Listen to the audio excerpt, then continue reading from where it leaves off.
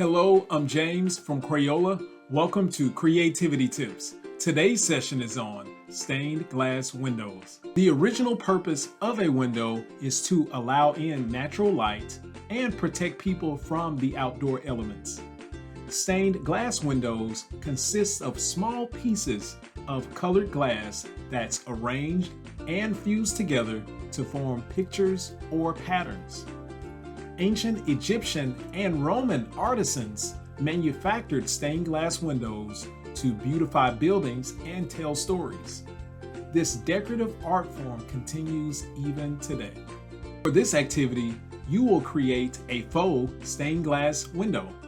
You will need a black crayon, markers, and wax paper. First, decide what you will draw for your stained glass window.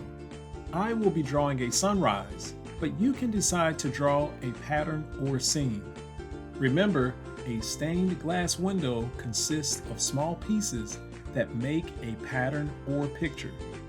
When sketching your image, break it down to basic geometric or organic shapes. Next, color in your design using marker.